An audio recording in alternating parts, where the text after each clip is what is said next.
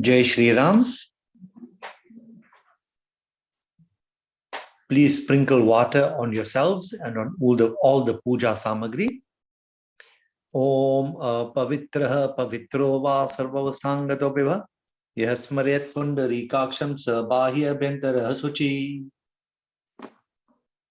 Now you will take a drop of water in your right hand 3 times and you will sip this. Om Keshavaya Namaha. Om Narayanaya Namaha. Om Madhavaya Namaha. Now you will take water in your hands 3 times, and with each mantra, you will wash your hands. Om Rishikeshaya Namaha. Om Govindaya Namaha. Om Madhusudanaya Namaha. You will now wear the kus ring, the paiti on your right hand, ring finger.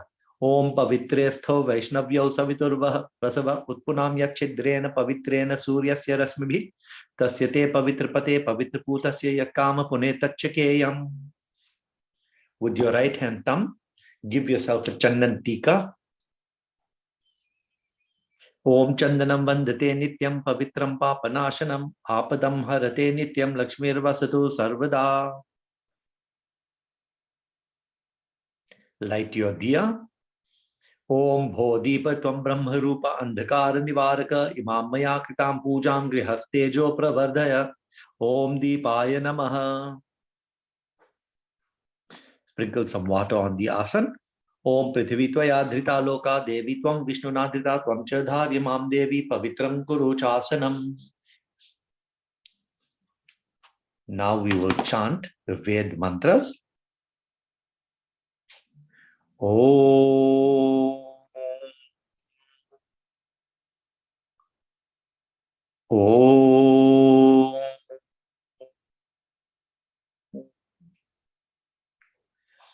Om. Gurur Brahma, Gurur Vishnu, Gurur Devo Maheshwara, Guru Sakshat Parabrahma, Tasmai Shri Guruve Namaha. Dhyana Moolam Gurur Murti, Puja Moolam Guru Padam, Mantra Moolam Gurur Vakyam, Moksha Moolam Guru Kripa. Om Swastina Indro Vridashrabaha, Swastina Pusha Vishwavedaha, Swastina Starakshor Arishthanemi, Swastino Brihaspatirdadhatu. Om Payah Prithivyam Paya Oshadhishu Payo Divyantarikshe Payodhah Payasvatih Pradeshah Santu Mahyam. Om Vishnu Raratmasi Vishnu Shnaptretho Vishnu Syurasi Vishnu Dhruvasi Vaishnavamasi Vishnavetva.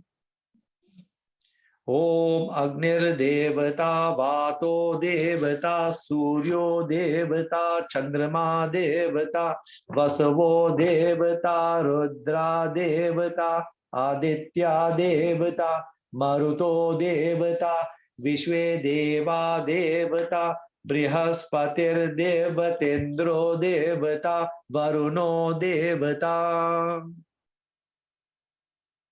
Om Dhau Shantir Antariksha Gwam Shanti Prithvi Shantir Apah Shantir Oshadhaya Shanti Vanaspataya Shantir Vishvedeva Shantir Brahma Shanti Sarvagam Shanti Shantireva Shanti Shama Shantiredhi. Om Vishwani Deva Savitar Duritani Parasuva Yadbhadram Tanna Asuva. ओम आनो भद्राः क्रतवो यन्तु विश्वतो दब्धासो अपरितास उद्भिदः देवानो यथा सदमिद्वृधे असन्न प्रायुवो रक्षितारो दिवे दिवे ओम देवानां भद्रा सुमतिर्यजुयतां देवानागवं प्रातेरभिनो निवर्तताम् देवानागवं सख्यमुपसेदिमा भयं देवान आयुः प्रतिरन्तु जीवसे ओम तान् पूर्वयानि विदाहुमहे वयं भगं मित्रम् अदितिं दक्षमस्कृधम् अर्यमणं वरुणग्वं सोममश्विना सरस्वती न सुभगामयस्कर ओम तन्नो वातो मयो भुवातो भेषजं तन्माता पृथिवी तत्पिताद्यौ तद्ग्रावाणः सोमसुतो मयो भुवस्तदश्विना शृणुतं दिष्ण्यायुवम् ओम तमीशानं जगतस्तत्पुषस्पतिन्धियं जिनवमवसेहुमहे वयम् पूषानो यथा वेद साम सद्वृधे रक्षिता पायुर्दब्धः स्वस्तये ओम स्वस्ति न इंद्रो वृद्धश्रवाः स्वस्ति नः पूषा विश्ववेदाः स्वस्ति नस्तारक्षोररिष्ठनेमि स्वस्ति नो बृहस्पतिर्दधातु ओम पृषदश्वा मरुतः पृश्निमातरः शुभं यावानो विदथेषु जगमयः अग्निजिह्वा मानवः सूरचक्षसो विश्वेनो देवा अवसागमन्यः ओम भद्रं कर्णेभिः शृणुयाम देवा भद्रं पश्येमाक्षभिर्यजत्राः स्थिरैरङ्गैस्तुष्टुवाग्वं संस्थनोभिर्व्यशेमहि देवहितं यदायुः ओम शतमिन्नु शरदो अन्तिदेवा यत्रा नश्चक्राजर सन्तनूनां पुत्रासो यत्र पितरो भवन्ति मानो मध्यारिरिषतायुर्गन्धो ओम अदितिर्द्योरदितिरन्तरिक्षम् अदितिर्माता स पिता स पुत्र विश्वे देवा अदितिः पंचजना अदितिर्जातम् अदितिर्जनित्वम् ओम ऋचं वाचं प्रपद्ये मनो यजुः प्रपद्ये साम प्राणं प्रपद्ये चक्षुः श्रोत्रं प्रपद्ये वागोजः सहोजो मयि प्राणापानौ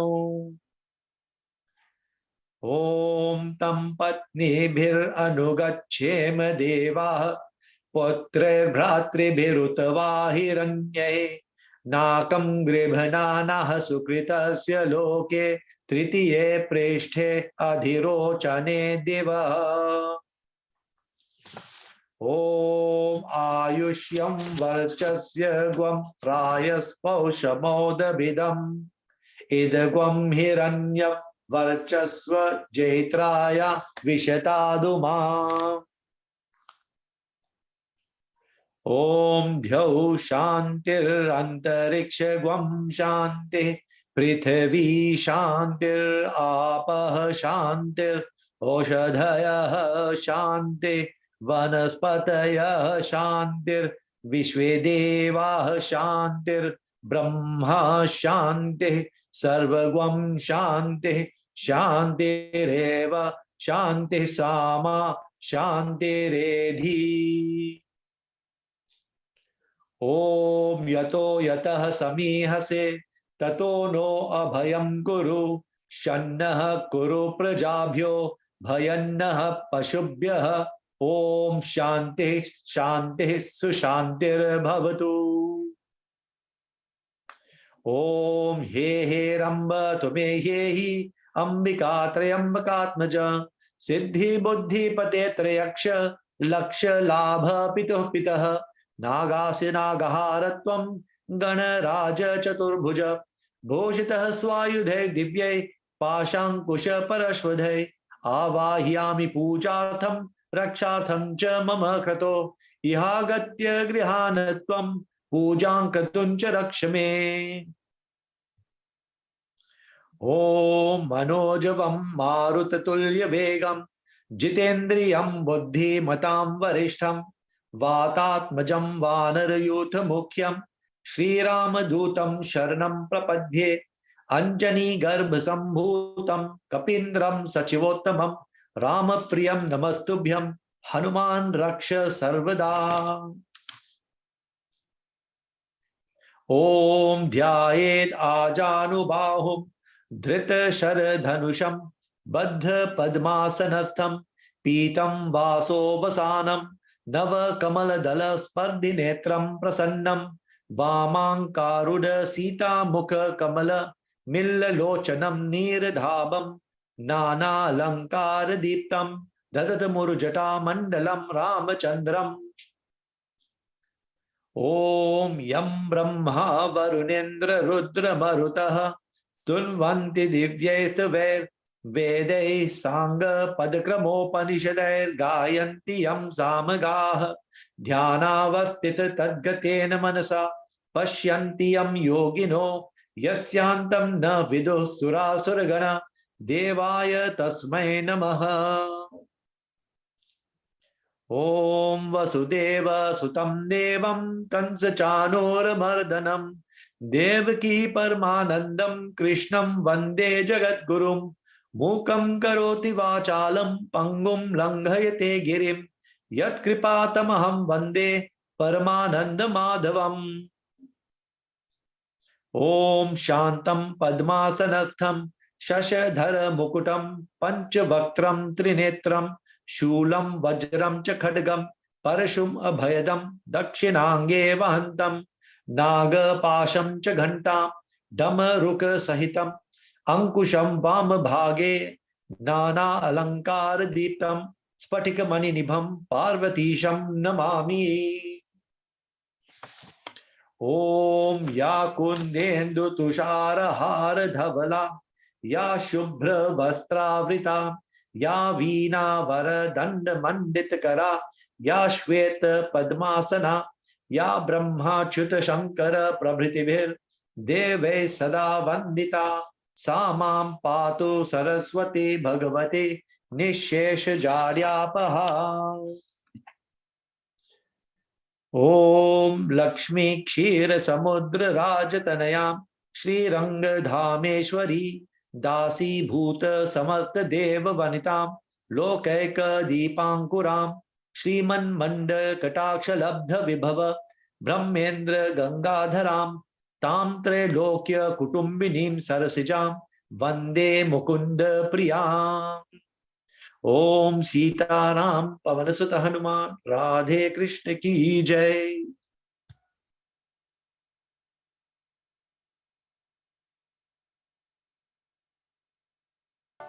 जनक जननी पद मधुरज निज मस्तक पर धारी बंदौ मातु सरस्वती बुद्धि भल धारी पूर्ण जगत में व्यापित महिमा अमित अनंत सारे संसार के पाप को मात तू ही अब हंत जय श्री सकल बुद्धि बल राशि जय सर्वज्ञ अमर अविनाशी जय जय जय वीणा कर धारी करति सदा सो हंस सवारी रूप चतुर भुज धारी माता सकल विश्व अंदर विज्ञाता जग में पाप बुद्धि जब होती तब ही धर्म की फीकी ज्योति, तब ही मातु का निज अवतारा,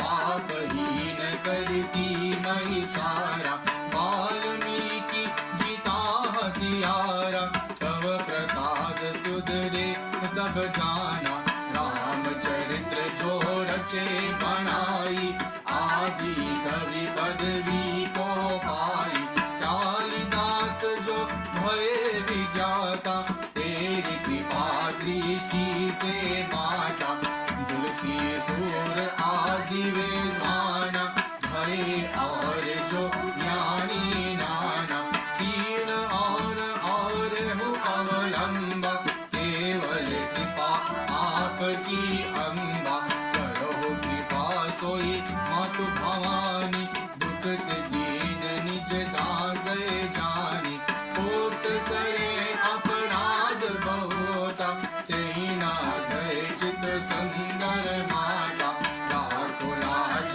जननी अब मेरी, विनय करो भाती बहु तेरी, मधु के तब जो अति बलवाना, बहु युक्त विष्णु से जाना, सम 1005 में घोरा, फिर भी मुख नहीं मोरा, मातु सहाय की है कहीं काला, बुद्धि विपरीत भरी कलहाला, तेहि ते मृत्यु भई कल केई, पूरो मातु मनोरथ मेरी, चंद्रमुंड जो ते विज्ञाता, शन मऊ संग्रह ते ही माता, रक्त बीज से समरत पापी, सुर मुनि हृदय धरा सब तापी, काटे सिर जिम करनी कंबा, बार बार वीरो जगदम्बा, जग प्रसिद्ध जो शुंभ निशुंभ, क्षण में मारता ही तो अम्बा, भारत मातु बुद्धि विरु जाए, रामचंद्र वनवास पठाई, एहि विधि रावण वर दुखीना, सुर नर मुनि सबको सुख दीना, गोसावंत तव यश गुण गान, निगम अनादि अनंत बखाना, विष्णु रुद्र अज सके न मारी, जिनकी हो तुम रक्षाकारी, रक्त नरंतिका और सतकाशी, नाम अपार है दानव भाषी, दुर्गम काज धरा पर कीना, दुर्गा नाम सकल जगलीना, दुर्गा आदि हरनी तो माता, कृपा करो जब जब सुख दाता, लिप को पित को मारण चाही, कानन में मृग नाही, सागर मध्य पोत के भाजे, अति तूफान नहीं कोई संगे, भूत प्रेत बारा यह दुख में, हो दरिद्र अथवा संकट में, नाम जपे मंगल सब होई, संचय इसमें करे न कोई, पुत्रहीन जो आतुर भाई, और चार पूजे नहीं माई, करे पाठ नित्य यहाँ चालीसा, कोई पुत्र सुंदर गुण ईसा, धूप दीप नैवेद्य चढ़ावे, संकट रहित अवस हो जाए, भक्ति मातु की करे हमेशा, निकट न आवे ताहि कलेशा, बंदी पाठ करे सतवारा, बंदी पाश दूर हो सारा, अपनी जान की है तु भवानी, की जय कृपा दास निज जानी, की जय कृपा दास निज जानी, की जय कृपा दास निज जानी, मातु सूर्य कांति तव अंधकार मम रूप, भुवन से रक्षा करो, पर हो न मैं भवभूत।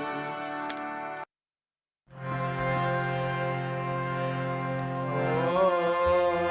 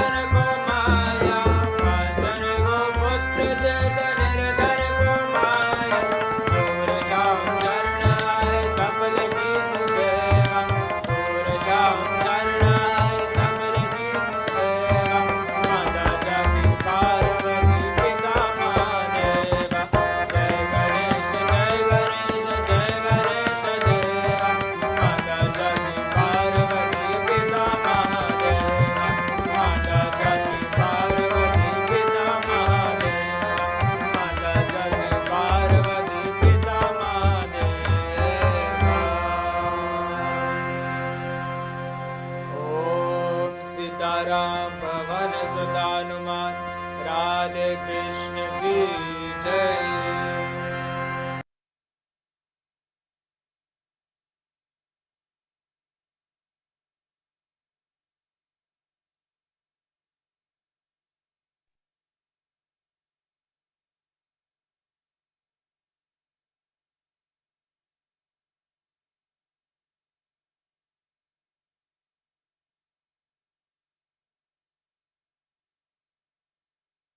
Hey Sri Krishna. Our Gita part this evening is text number 25 from chapter 3. We will read the verse firstly, then we will look at the meaning of the verse.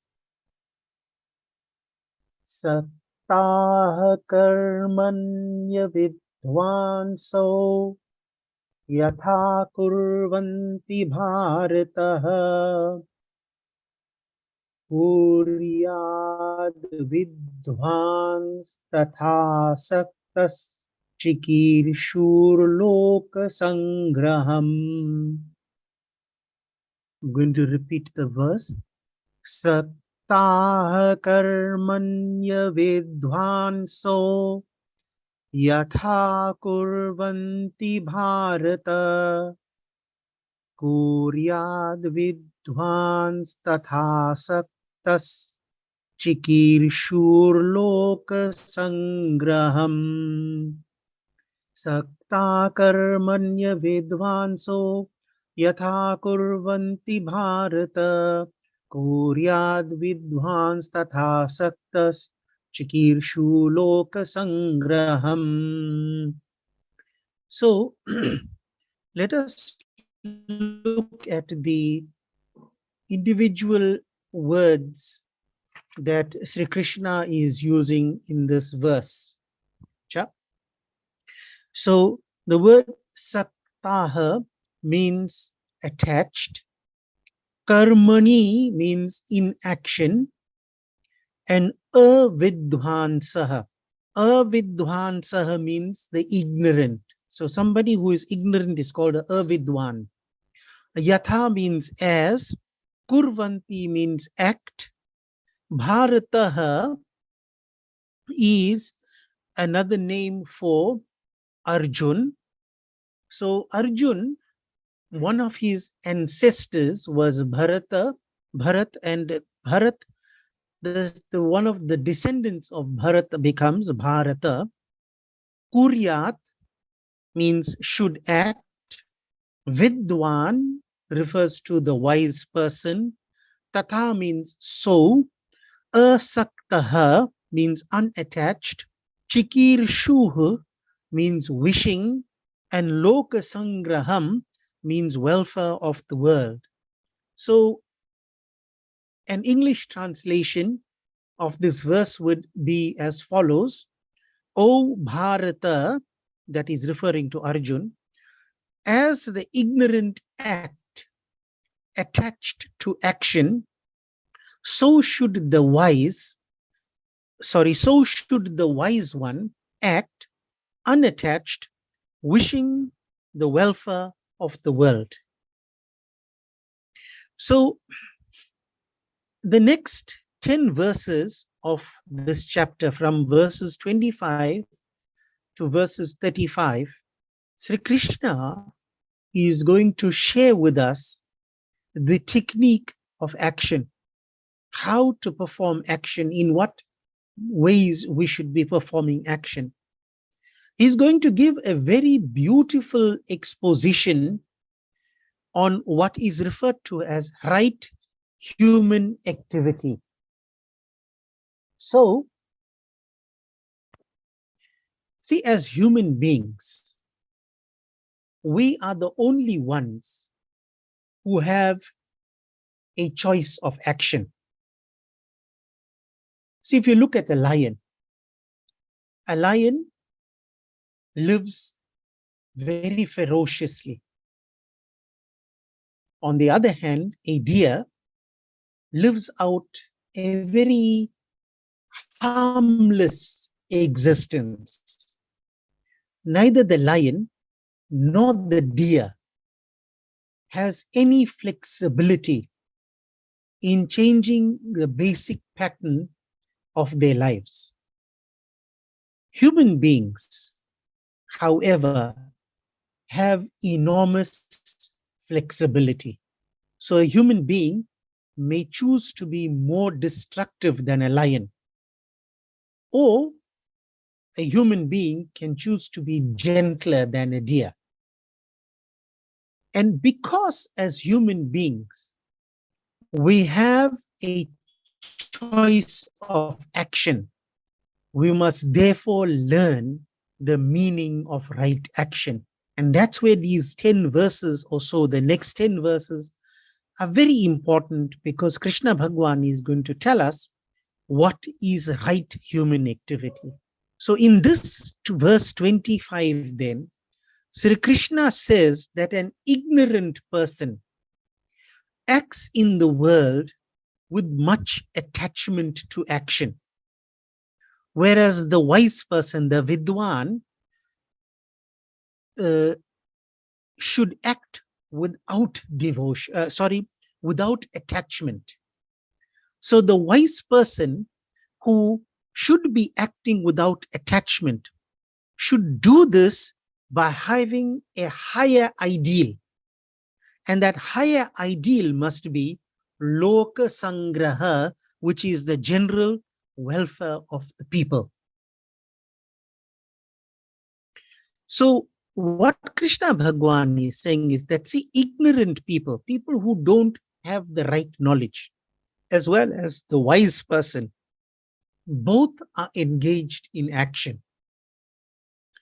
The difference is in their mental attitude. The mental attitude towards the action differs.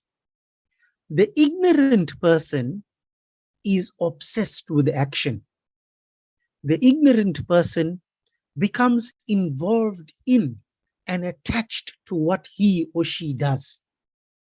Whereas the wise person should be works selflessly.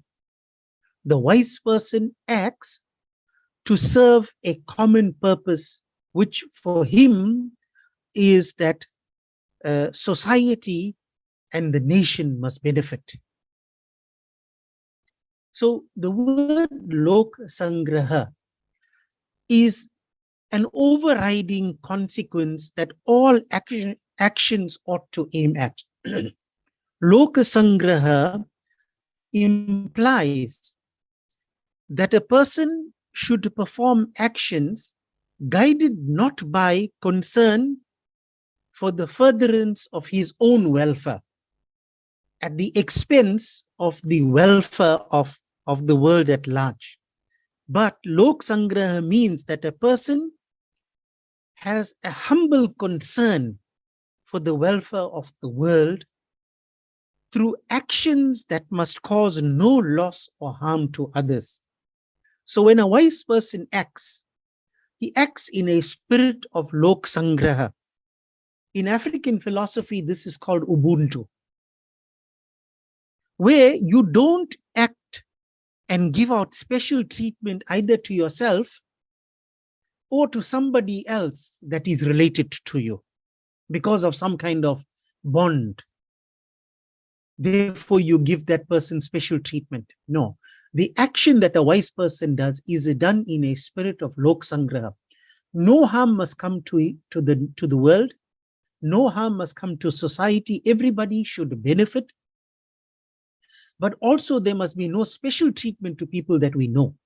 And if we perform actions in this way, then we are regarded, as Krishna Bhagwan says, as wise individuals. Jai Sri Krishna.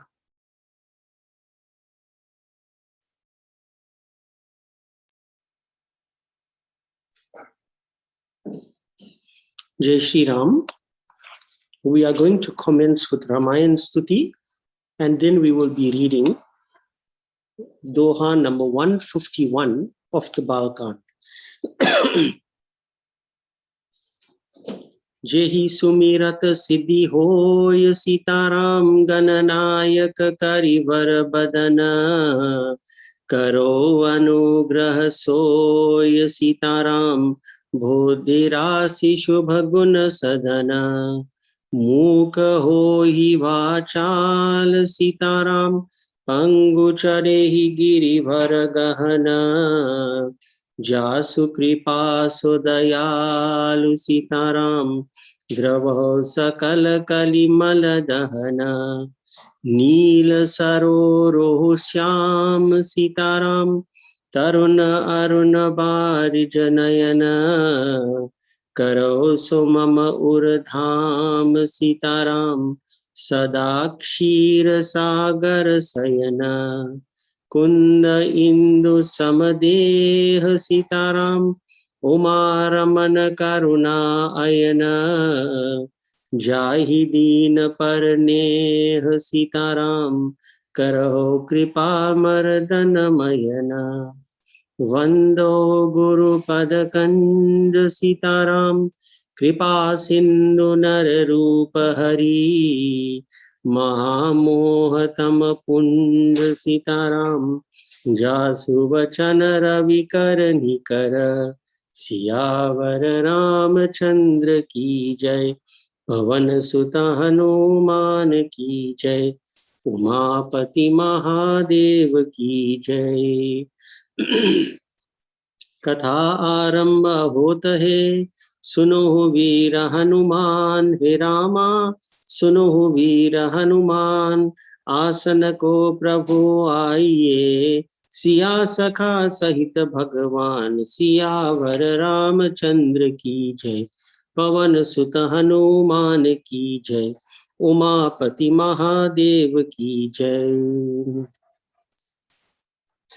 We are reciting from Surta number 151. तह करी भोग विशाल, तात गए कछुकाल पुनी, हो यहु अवध भुआल, तब में होब तुम्हार सुतम,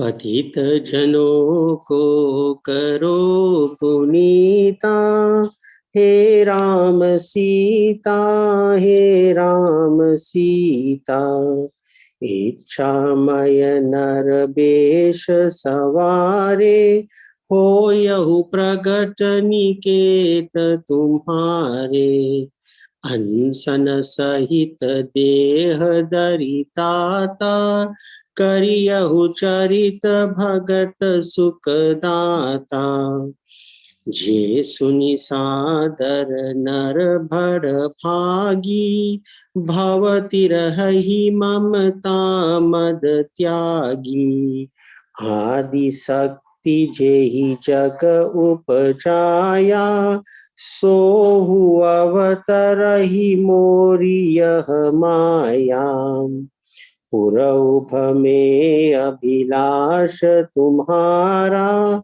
सत्य सत्यपन सत्य हमारा, पुनि पुनि अस कही कृपा निधाना, अंतर्धान भये भगवाना, दंपति उरधरि भगत कृपाला, तेहि आश्रम निवसे कछुकाला, समय पाहि तनु तचि अनयासा, जाहि दीन अमरावती वासा, पतित जनों को करो पुनीता, हे राम सीता, हे राम सीता, हे राम सीता, हे राम सीता।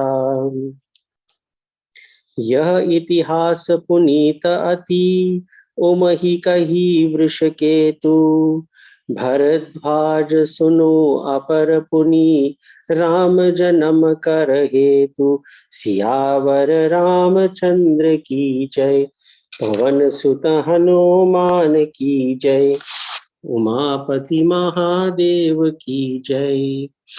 जय Siya Ram.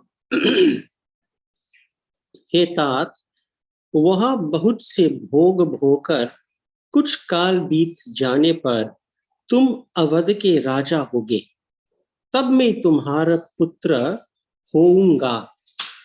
So this conversation is continuing between Prabhu Sri Ram, Bhagwan, and this Manu and Shatarupa. And Bhagwan is saying to them, he's addressing Manu and saying, Hey Tat. So Bhagwan is addressing him as my dear son. And he says, after enjoying lots of enjoyments in the Svargalok, after some time, you will be born as the king of Awadh. So Awadha can refer to the city of Ayodhya and the area around it. Aur tab mein tumhara putra hounga. Then at that time, I will become your son. So you look at the almost irony here. Bhagwan is referring to him as my dear son. And then out of his mercy for his devotee, he says, I will become your son. So this is a wonderful example here of how devotees are able to control Bhagwan with their love and devotion. So we can see here once again that Bhagwan, who is time manifest, who is the controller of time, also shows respect to time. So time is the great leveler of all things. All things that are unequal are eventually become equal because of time. Very often we hear people saying that irrespective of where you live, how you live, etc., one day you will be reduced to ashes. All of us are eventually reduced to ashes. So time is a great leveler of all things. And similarly, avatar will take place when God desires it to happen. So for this reason, Bhagwan says to them that at the opportune time, I will take avatar. In the meantime, you must reside in the Svargalok. So God has created astrology, which is a manifestation of time. And for that, he has respect. He respects his creation. And when the astrological configurations are the most opportune, then Bhagwan will take avatar. So Bhagwan says to them that he will voluntarily assume the guise of a human. So Ichamaya Naravesha Savare. So the rest of this creation take bodies according to their past actions, their past karmas. So depending on our actions, we are destined to assume a certain kind of body at a certain time, whether it is in this lok, in this world, or another. Bhagwan, on the other hand, is uncontrolled by this kind of conditioning. He is beyond it. He is free from it. Now, this is the kind of freedom that we seek when we use the word moksha. When we use the word moksha, it is not necessarily going to a specific place. Moksha refers to the freedom from the bounds of time, from freedom from taking different kinds of body. That is moksha. And then Bhagwan also uses the word pragat. He says he will manifest himself. So this is very different from what we understand to be born, to find ourselves in the womb involuntarily. Bhagwan manifests. But his manifestation is something that we take great delight in. In Bhagavad Gita also, Bhagwan Krishna says, those people who understand the mysteries of his appearances and disappearances will not take birth in this world again. So for this reason, we place a lot of emphasis on Krishna Janma. So we enjoy the Leela, we enjoy the story. And of course, all the good things that come from the story, but we also enjoy the Leela itself. Because this is what Bhagwan says to us in Bhagavad Gita. And now in Ramayana, he is insinuating that, and you will see what he says later on in these verses. He says, I'm coming with my various parts. In other words, with all my ansh. And I'm going to manifest in this way. So I'm not going to manifest entirely as an individual, just as Sri Ram. I'm going to manifest with all my parts. Why? We are going to listen to that just now. He says, this manifestation of mine in this way will give great joy to my devotees. So we all know that Raja Dashrath had 3 wives. And if Prabhu Sri Ram appeared as the son of just one of them, the other 2 who have done tapasya to enjoy the Lord would have felt hard done by. And therefore Bhagwan is going to manifest as 4 brothers. He then says that this is going to give sukh, lots of happiness to my devotees. Today, while we are reciting this katha, we find that this story still gives us a lot of happiness. And how are we receiving this information? Through the great poet Tulsidas Ji. We read it over and over again for years and years, and yet each time we still feel delight. And this is because Bhagwan says in this verse that this story, this manifestation of mine, is going to give my devotees happiness. So whenever we feel sad, perhaps we should consider reciting Ramcharitmanas, and we will get some kind of joy from this recitation. Those of us who recite it in unison from time to time, whether it is just the Sundarkand or Akhanda Ramayana, etc., and we read it for some period of time in a specific rag, with music, etc., we find that it also reverberates within our inner being. So just listening to what Bhagwan is saying makes us feel happy. He then says that those that listen to this katha, which we are all listening to, with attention, love, and of course, sadar. Sadar means according to with the correct type of respect and taking into account methods of recitation like nyas, which is purification, invocations which are found at the beginning of each of the descents, rag, reciting it in beautiful tunes, and putting in samput, interludes, etc. All of this means sadhar. And he says, these people are not ordinary by any means. They are bhagyashali. That means they are blessed or most fortunate in this world.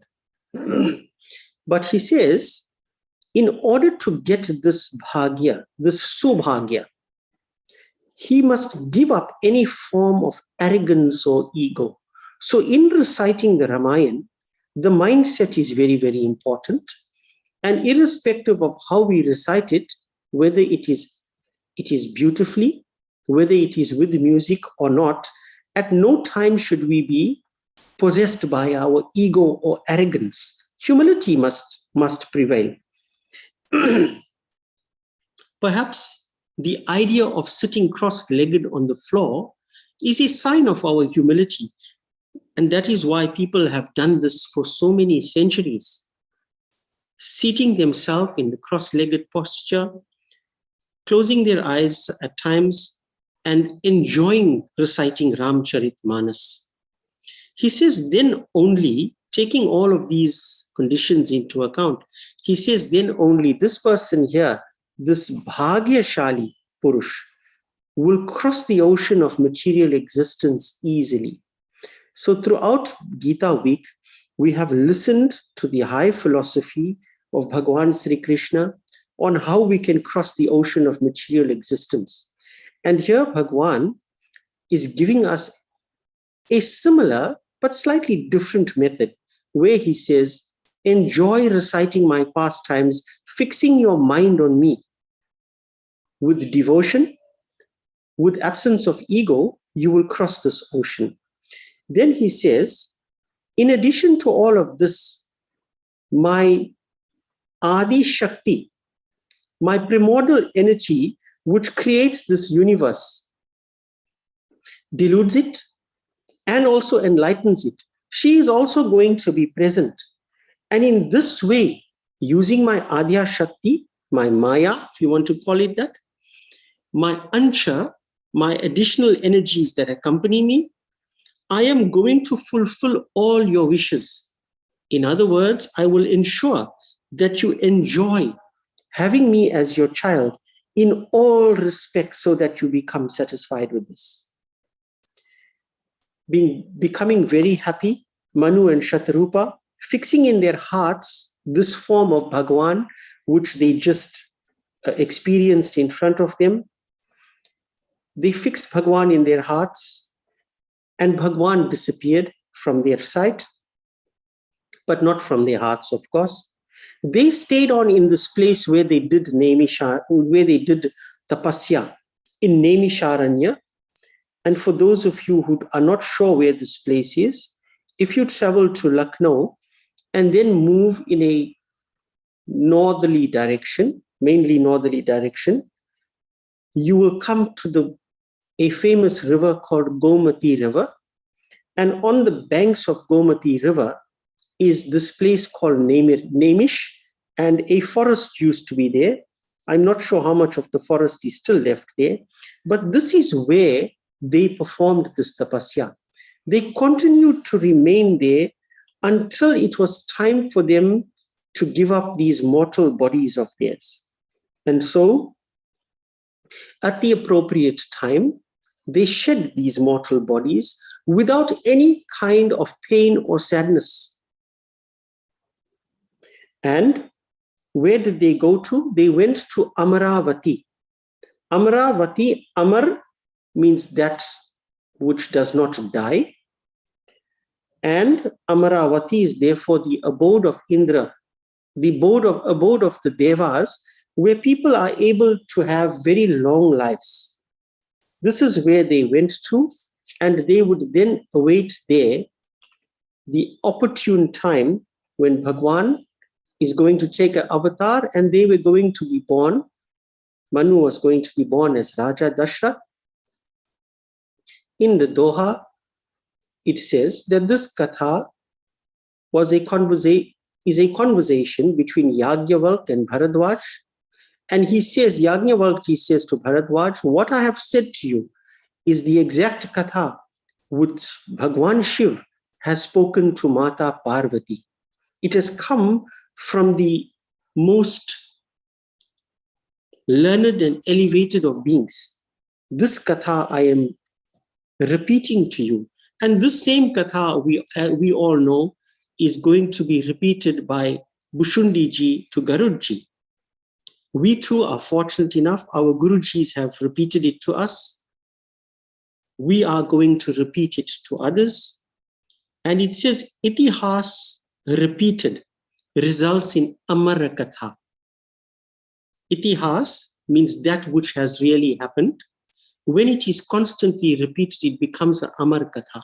That means Ramcharitmanas is an eternal piece of work that was created by Bhagwan Shiv himself.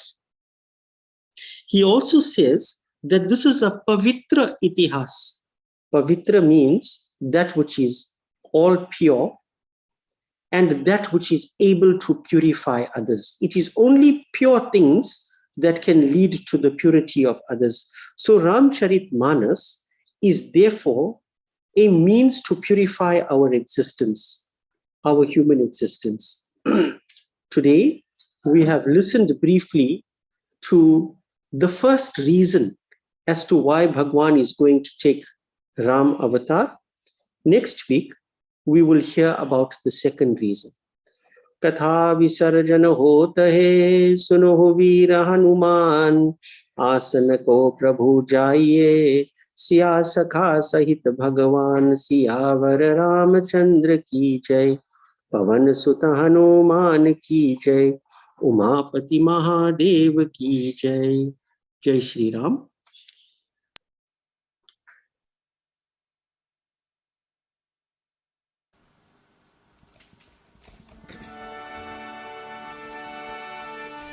सूंड सुंडाला ढूंढ ढूंढाला, मस्तक मोटा कान।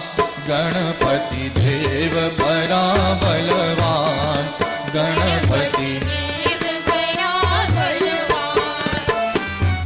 सूंड सुंडाला ढूंढ ढूंढाला, मस्तक मोटा कान।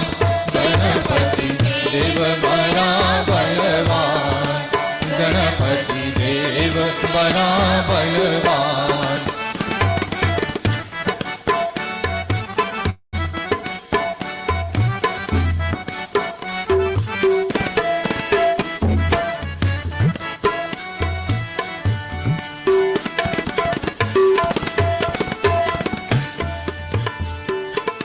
जो गणपति को प्रथम मनाता, उसका सारा दुख मिट जाता। रिद्धि सिद्धि सुख संपत्ति पाता, भव सागर के पार उतरता। मेरी नैया पार करो, मैं देर लगाओ ध्यान।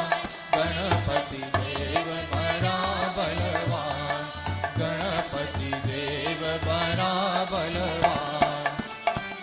सूंड सुंडाला ढूंढ ढूंढाला, मस्तक मोटा कान।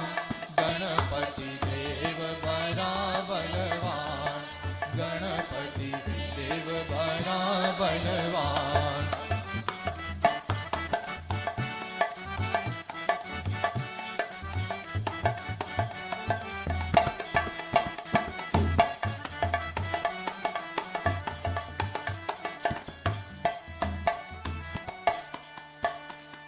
पार्वती के पुत्र है प्यारे, सारे जग के तुम रखवारे। भोलेनाथ है पिता तुम्हारे, सूर्य चंद्रमा मस्तक धारे। मेरे सारा दुख मिट जावे, देवो यही वरदान। गणपति देव बड़ा बलवान, गणपति देव बड़ा बलवान। सूंड सुंडाला ढूंढ ढूंढाला, मस्तक मोटा कान। गणपति देव बड़ा बलवान, गणपति देव बड़ा बलवान।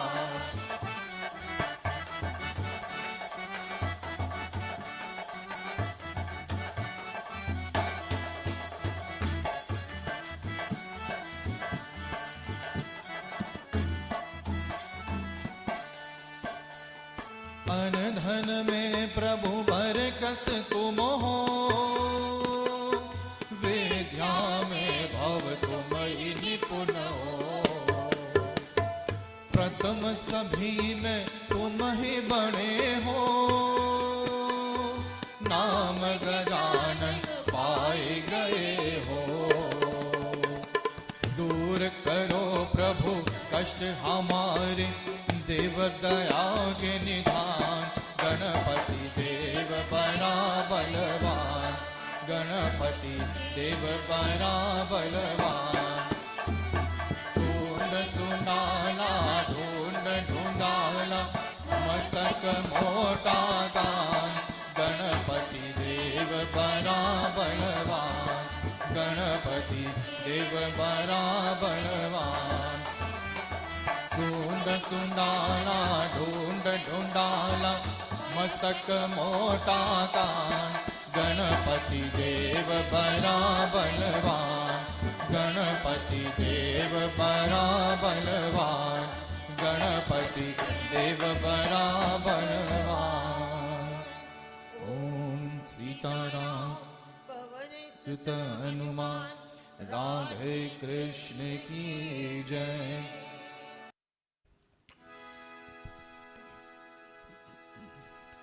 तेरे शरण आए देखो है अम्बे माता, हो माता तेरे शरण आए देखो है अम्बे माता, हो माता तेरे शरण आए देखो है अम्बे माता। चारों दिशा से भक्ति आशा से भक्तों के भीड़ आए, हो माता तेरे शरण आए देखो है अम्बे माता, हो माता तेरे शरण आए देखो है अम्बे माता।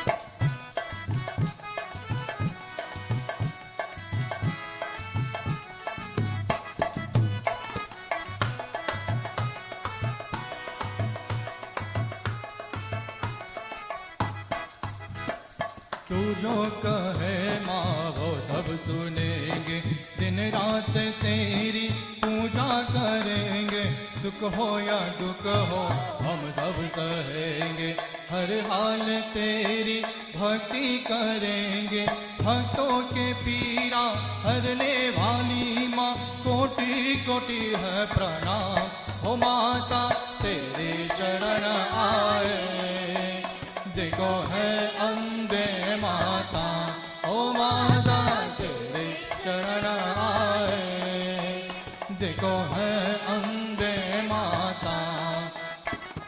चारों दिशा से भक्ति आशा से भक्तों के भीड़ आए, ओ माता तेरे शरण आए देखो है अम्बे माता, ओ माता शरण आए देखो है अम्बे माता।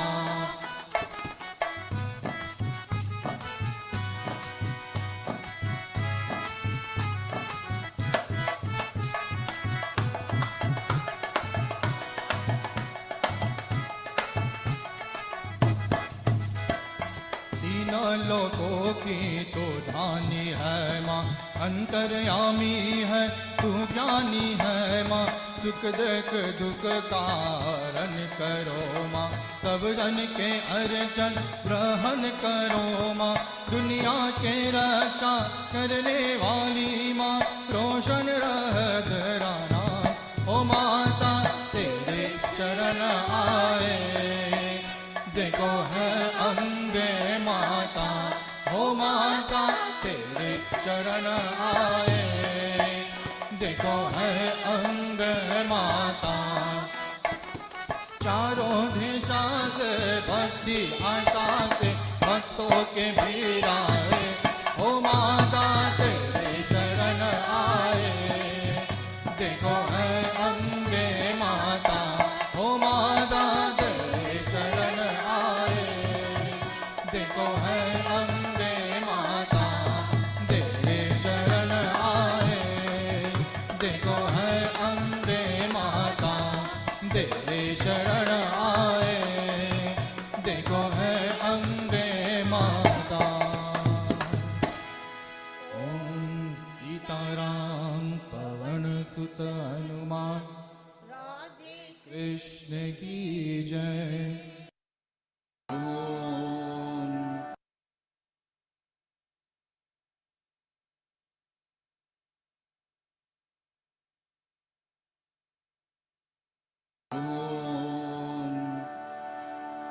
जय सरस्वती माता मैया, जय सरस्वती माता, सद्गुण वैभवशालिनी सद्गुण सुखदाता मैया जय सरस्वती माता चंद्रवदनी पद्मासनी ज्योति मंगलकारी मैया ज्योति मंगलकारी सोह शुभ हंस सवारी सोह शुभ हंस सवारी अतुल तेज धारी मैया जय सरस्वती माता भाई कार वीणा ध्याये कर माला मैया ध्याये कर माला शेष मुकुट मणि सोहे शेष मुकुट मणि सोहे गलमुखियन माला मैया जय सरस्वती माता देवी शरण जो आवे उनका उद्धार किया मैया उनका उद्धार किया बैठी मंत्रा दासी बैठी मंत्रा दासी रावण संहार किया मैया जय सरस्वती माता विद्या ज्ञान प्रदायिनी ज्ञान प्रकाश भरो मैया ज्ञान प्रकाश भरो मोह अज्ञान अग्निका मोह अज्ञान अग्निका जग से नाश करो मैया जय सरस्वती माता धूप दीप फल मेवा माँ स्वीकार करो मैया माँ स्वीकार करो ज्ञान चक्षु दे माता ज्ञान चक्षु दे माता जग निस्तार करो मैया जय सरस्वती माता माँ सरस्वती जी की आरती जो कोई जन गावे मैया जो कोई जन गावे हितकारी सुखकारी हितकारी सुखकारी जन भक्ति पावे मैया जय सरस्वती माता जय सरस्वती माता मैया जय सरस्वती माता सद्गुण वैभवशालिनी सद्गुण वैभवशालिनी त्रिभुवन विद्याता ओम जय सरस्वती माता जय सरस्वती माता मैया जय सरस्वती माता सद्गुण वैभवशालिनी सद्गुण वैभवशालिनी त्रिभुवन सुखदाता ओम जय सरस्वती माता